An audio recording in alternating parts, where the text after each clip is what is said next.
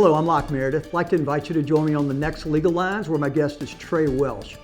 He's running for the 19th Judicial District Court judgeship that has just opened, frankly following in the footsteps of his father, Duke Welch. He's going to also talk to us about his roles in the legislative branches, currently in the Metro Council for District 1, and he's going to talk to us about his roles as prosecutor, and he's going to talk to us about how he would handle the role of being a trial judge. Join us on the next Legal Lines with Trae Welch. Legal Lines has interviewed Louisiana Supreme Court justices, appellate trial court judges, federal, state, and local government leaders, including U.S. senators and Congress members. Watch at Locke Meredith, Sean Fagan and Associates website, LockeMeredith.com, or Cox Channel 1004.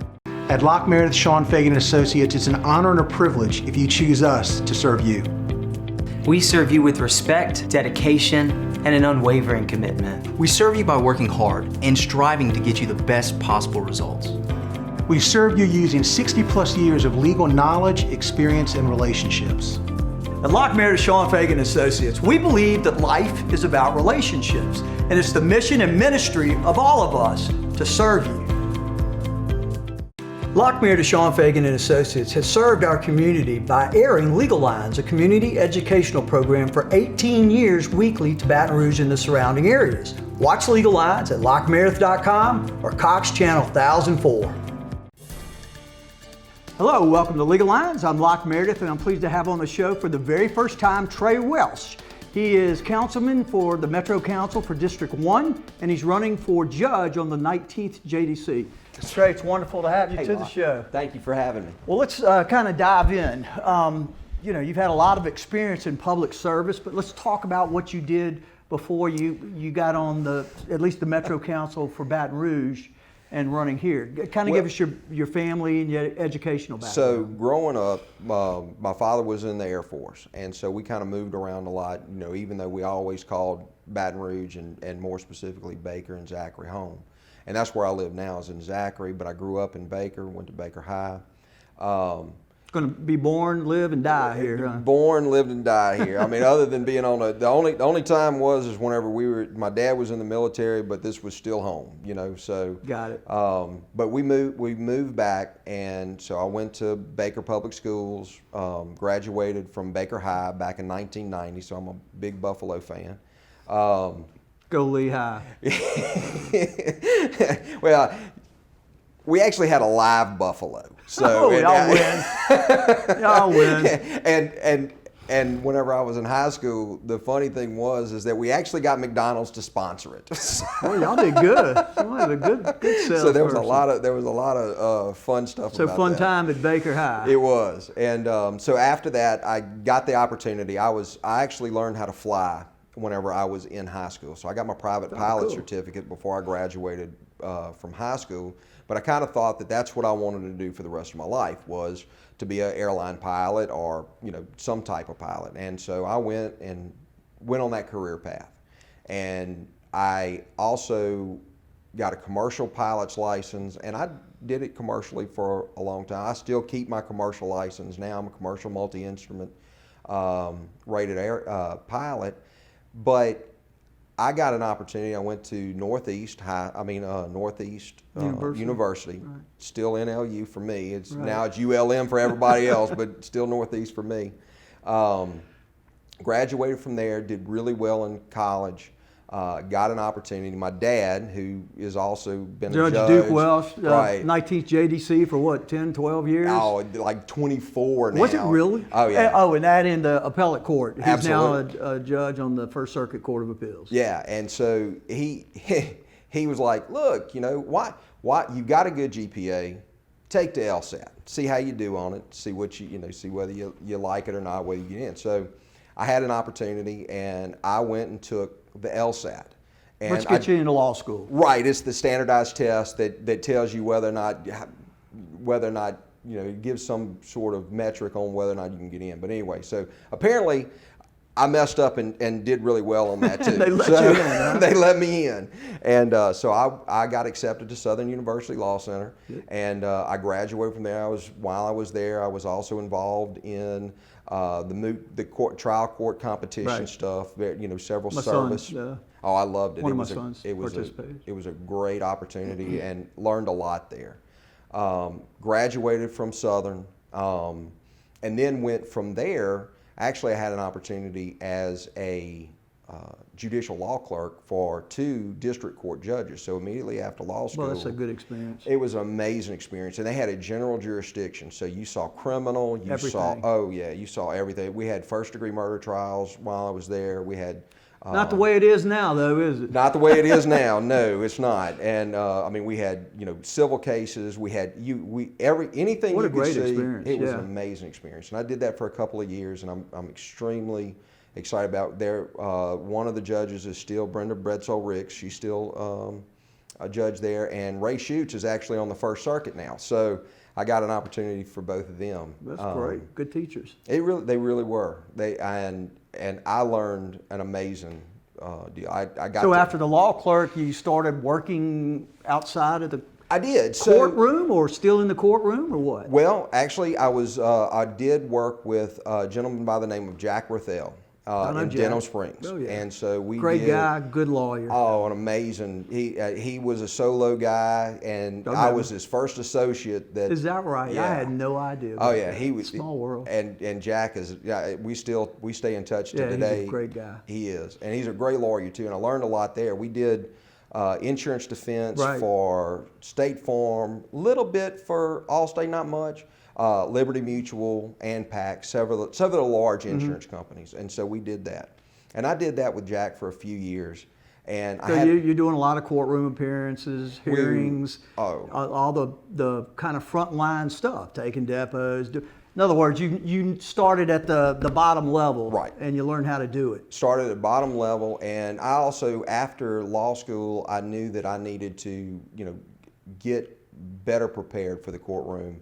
Even though I'd seen it for a lot, I knew that I needed. So what I did is I joined this trial advocacy deal. So it was actually National Institute of Trial Advocacy, and what they do is they actually teach at LSU, and they put on a program at several other colleges around, law schools around the nation, and they prepare you. They kind of give you mock, so it gives you like a blueprint.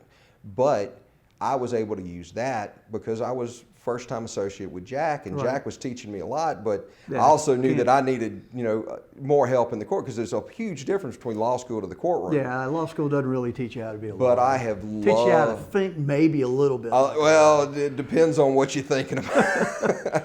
But I really got involved. I've always been a litigation attorney, so I've always been involved in litigation. I've always been involved in the courtrooms. I've always been involved in every aspect of, and so after Jack and after the insurance defense stuff, Chip Moore, who also got elected judge, I took over from his practice, and so I moved up into Zachary, and that's when I became the city prosecutor. And as city prosecutor for Zachary, you were handling criminal stuff. Correct. Because And that's so what a prosecutor does. Right. I was prosecuting, and so and prosecutors do more than just, they're this thing. I've been real fortunate because I've been able to start several programs. I've started the domestic abuse violence program that we have there, which, we recognized that there was, way most people would deal with things, they deal with them like they were anger management issues.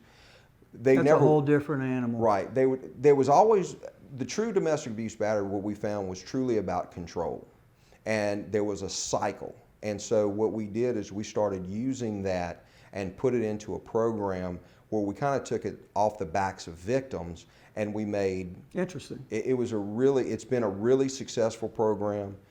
We also dealt with truancy as well too, which has been emulated and replicated in other areas where. Wow, fantastic. Well, the thing is So that it works. It's the bottom line. It works. We're the #1 school system, and part of being #1 school system is you got to make sure kids come to school. So how long were you city prosecutor? I am still city prosecutor. Wow, I have okay. been the city prosecutor since going on 12 years now.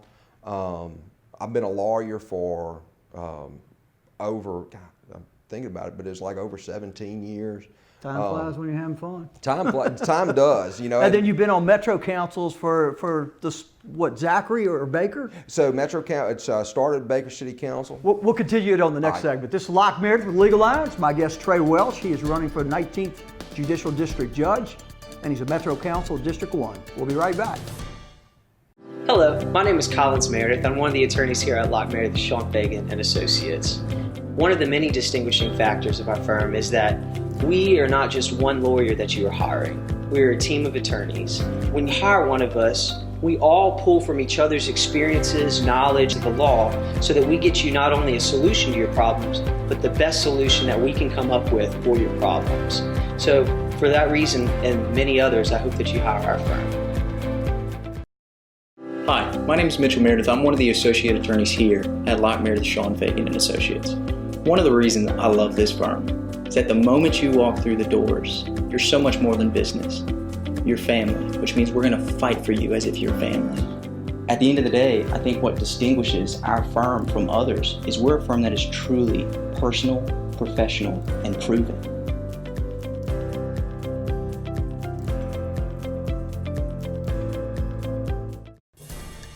Welcome back to Legal Lines. I'm Locke Meredith. Again, pleased to have on the show for the first time Trae Welch. He is Metro Council member, District 1 for the City of Baton Rouge and East Baton Rouge Parish, and he's running for the 19th Judicial Court Judge position that recently opened. Let's dive back in. You know, you were talking about your past history and the past kind of roles that you've had in the legal realm, and then also to some degree in the legislative realm on the Zachary or Baker Council, City Council.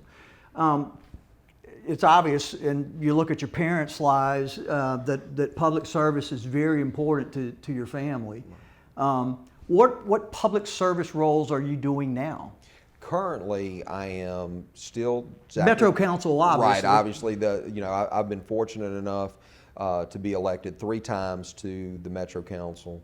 I have been the Baker City Council prior to this, but currently, other than the Metro Council, I am on the Airport Commission. I was a former chairman of the Airport Commission for 2 years. Okay. I have been on the Airport Commission now going on 12 years as well. I have been, I think we already talked about the Zachary City Prosecutor position. I've done the Assistant City Attorney position for Zachary. I was on the I started my career as I say my career, but I started my public service back whenever I was doing reserve police officer in the city of Baker. For several years. And actually, Sheriff you got quite a Gautreaux, gambit of experience. Oh yeah, Sheriff Gautreaux, was the chief back then? He was the chief, and for the longest, it was me calling him chief, and even after he had long been sheriff, I still called him chief, so I've gotten it right now. But well, the Metro Council position that you now hold, as I understand, I remember your dad was a Metro Councilman, Right. and your mother, Roxanne, was Absolutely. a Metro Council woman. Right. And now you are. Right. Was it the same district? It's the exact same district. Wow. And that is one of the... You guys have a dynasty. Well, I don't know. You know what? Following both of those people have been an amazing thing for me, because I got to see them and really, whenever it came to running... No better role models. Oh man, I couldn't have asked for anything better. I mean, they both started, they were high school sweethearts. They got married right after high school. They had me, and for the last I'm 46, they've been married 47 years. So I love it. Great folks. Great folks. I couldn't have asked for better. I'm so lucky. But one of the things that I'm most lucky about was they instilled, not overtly, but just passively, in the sense of I got to see the way they took care of other people.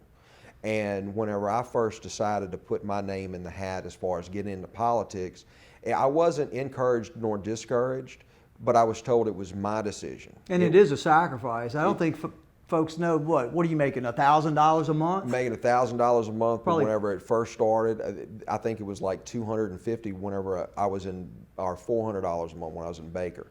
And I'm sure you spend twice as much time in that role as you do a lawyer. Well, you have no choice. And the thing is that for me, specifically, is that I'm still a litigation lawyer. I still have my practice. I'm a solo guy. I have paralegal, I have secretaries, but I'm the one, it's a small business, so I've got to Yep. make sure that it comes through. But at the same time, I have a responsibility to the constituents that elected me. So I can't shirk one duty over the other. You're burning the candle at both ends. That's it, but at the same time, I wouldn't do this if I didn't think I was making a difference. And we have done a tremendous amount, and it hasn't been me.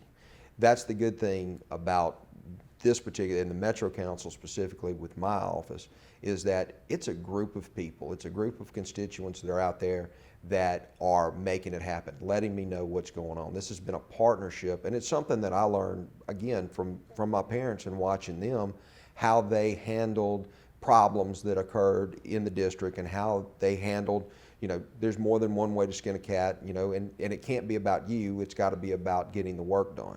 And Try and make it a win-win, and sometimes you lose and sometimes you give up a little bit. Nature of life. And it does. And and you said exactly the thing. There are a lot of compromises that, and when I say compromise, you don't have to give up something. Right. What you have to do is you have to keep thinking about how can everybody win. Exactly. And sometimes it works, sometimes it doesn't. Well, let's talk about the fact that you have been there, what was it, 11 years? Oh, yeah, it's been 11 years now, and then 4 years prior. So you've been there for all of the times. I was just talking to the sheriff about this, that you've been there in a public service role during the most difficult times in the history of our city and our state too. Hurricanes, you had Alton Sterling shooting, the murder of 3 of our law enforcement officers, the shooting of 3 others, and Officer Touye is still suffering the consequences of his brain injury from that trauma. And what else? The 2016 flood. I mean, it's kind of endless. So tell me, and you alluded to it, tell me what you've learned while you've been on the Metro Council as y'all deal with the most serious issues that's ever faced a Metro Council person, and how that kind of helps in your role as a Metro Councilman, but how it might help as a judge. I think so. Going back to whenever I first got on, I was one of 10 new council members that came on. Wow, I didn't know that. Oh yeah, and so everybody's there's 12, green. right? Everybody was green. Everybody was getting into it, and we were working together. We were getting things done. A lot of people don't. They recognize what's happened lately and don't recognize what where we've come from and the things that we've done. One of the biggest things was when we first started, we took a look at, how do we make sure that more local participation in contracts. So we tackled that initially right out of the gate. And so there's been a lot of wins and a lot of things that we've been able to do. Economic development was one of the big things. And the budget is $1 billion. $1 billion. It's incredible. And the thing is making sure that money is spent properly, and making sure that it goes where it needs to go. And that's where probably most of the disagreements and debates come in, huh? I tell people this a lot, is that, the people that I'm involved with and the people who are on the Metro Council and the administrations and things like that, I truly think individually that we all have, our biggest fights are not whether we want Baton Rouge to succeed, but how to make it succeed. And that's where we really get into the biggest things. I don't think anybody doesn't want it to succeed. I think that they just have to figure out what their priorities is to make that happen. And we, at this point, I think I heard some proposals perhaps of a couple of positions that were at large, because right now we have 12 folks who are focused on helping their little piece of land or geography, which represents all the folks who live there. And so they're focused on them, not on the big picture necessarily. Well, and the other problem is that it's 12. It's an even number. So whenever you try to get to a tiebreaker, it's almost impossible to do. That's fascinating. So, I never thought about that either. Yeah. So, I don't know if I could handle that scenario. It's tough. Well, all right. So you've been there, and you're terming out, right? You can only run 3. All right. Well, we'll continue this on the next segment. This is Locke Meredith, Legal Lines. My guest Trae Welch, running for 19th Judicial District Court, currently Metro Councilman, District 1. Be right back. Locke Meredith, Sean Fagan and Associates has served our community by airing Legal Lines, a community educational program for 18 years weekly to Baton Rouge and the surrounding areas. Watch Legal Lines at LockeMeredith.com or Cox Channel 1004. Hello, my name is Sean Fagan. And you know, one of the most important considerations in hiring an attorney is considering trust. I believe at our firm, our results speak for themselves. Most of the people we represent come from past clients who have referred friends, family members, other people they love to us to represent them in the same way we represented the persons who referred them. It's the greatest compliment any law firm could get. And I believe that if you come to our firm, we'll earn your trust. Legal Lines has interviewed Louisiana Supreme Court justices, appellate trial court judges, federal, state, and local government leaders, including U.S. senators and Congress members. Watch at Locke Meredith, Sean Fagan & Associates website, LockeMeredith.com or Cox Channel 1004. Welcome back to Legal Lines. I'm Locke Meredith. Again, pleased to have back on the show Trae Welch. He is a Metro Councilman for District 1 for Baton Rouge and East Baton Rouge Parish. He's also currently running for the 19th Judicial District Court. Let's dive into that, okay? So you're kind of changing a new hat potentially. As I understand it, you're term limited as a councilman, right? Correct. And I'm big pro term limits. Right. I just think our whole government and democracy requires continued refreshing. I agree. Sadly, we don't have it in Congress the way we need to. Sorry for that aside. No, but we are it's on just, the same page. Yeah, we need a representative government. We do. So why are you running for judge? Big things. First, this is an open seat. It's a huge seat. It's kind of like, with my council district, it's one of the largest there is. It starts, because, to know what the district is, it starts at I-12, right by your office, actually, and it goes all the way to the parish line in the north and from the Amite River all the way to the Mississippi River. So it's huge. Up Airline Highway. So that's what this district encompasses. Like, I believe that the judiciary absolutely, and as a judge, I believe that judges should be prepared. I believe that judges should absolutely be able to understand not only the law and not only the facts, but have the experience in life to be able to say, you know what, I understand where these things are coming from. I also understand that, it's important that there's nothing more important to the litigants in your court than to ensure that they are heard and that the judge is knowledgeable. For me, I believe that not only is the judges and the lawyers, not only is that part of the thing, but you can't just look at things as if they were case files and docket names. They're human beings. They're human beings. Yep. And I also believe that everybody deserves their day, and when they have their day, there should be nothing more important to a judge than what the case is in front of them. Because it's interesting too, bottom line is, if you're chosen for the judge, a judge is sitting there looking at people who might be saying opposite things, and you have to figure out who's telling the truth. Who do you believe? And you have to know why in your head you've decided you believe that person over the other person.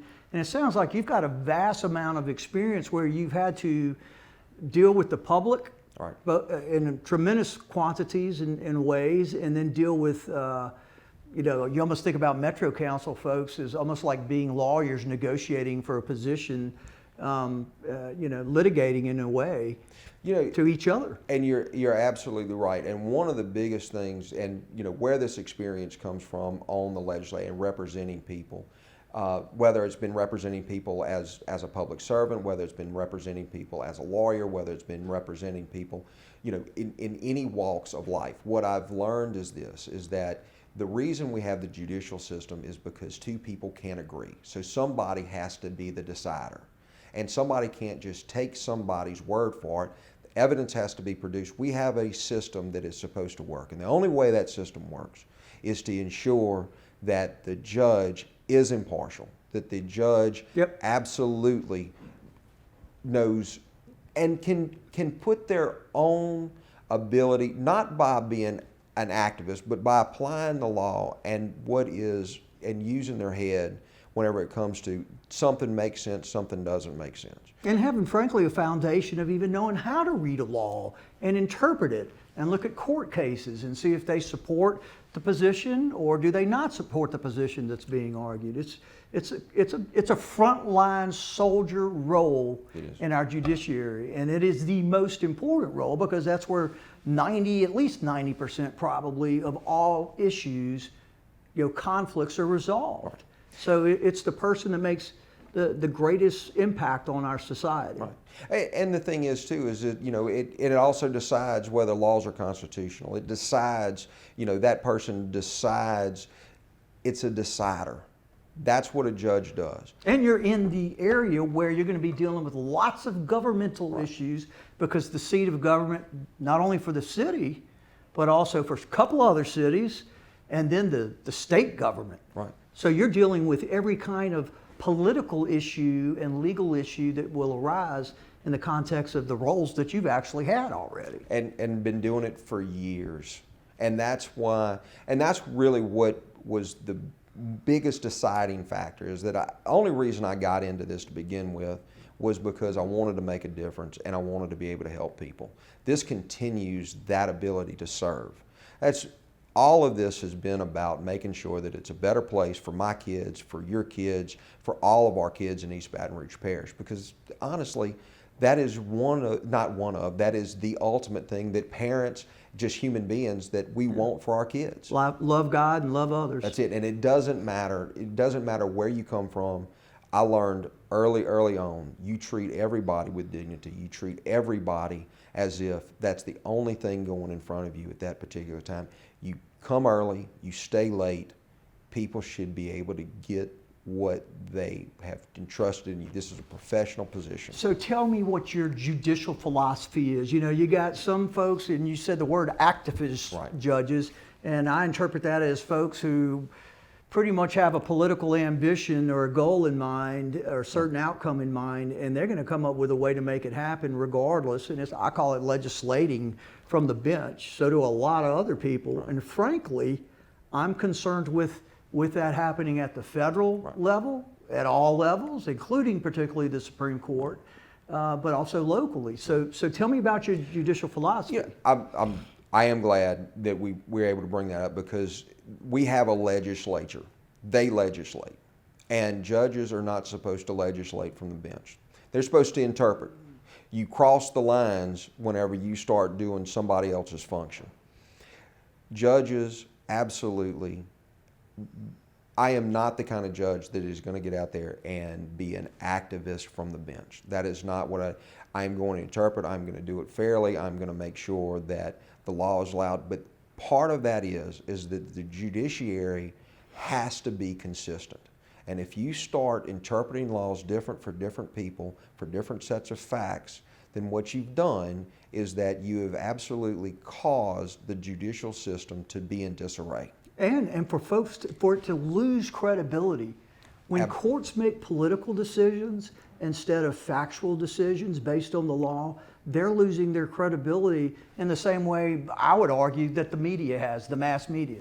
Nobody believes anybody anymore. No, because they don't trust anybody. They don't trust anybody, and that's why judges should maintain and be consistent in their rulings, be consistent in their interpretations. Again, that's one of the biggest reasons. This is an open seat, so this is going to be for the next 20, 25 years of the judicial system. And like we had in the council, whenever we had 10 new judges come in, we have 4 new judges coming on right now. And I don't know what's going to happen in 2020, because there's going to be an additional set of judges. Well, the bottom line is people don't have faith in the politicians anymore. Right. If they lose faith in our judiciary, which historically folks have trusted, the public has trusted in general the judiciary, the judges. If we lose that, our country's in bad shape. Yes, sir. All right, fantastic. Thank you, Locke. Pleased to meet you on this roll. Thank you for having me. Good luck with it. Let's see, election's October 12. Early voting is September 28th through October 5th. Thanks for being with us, folks.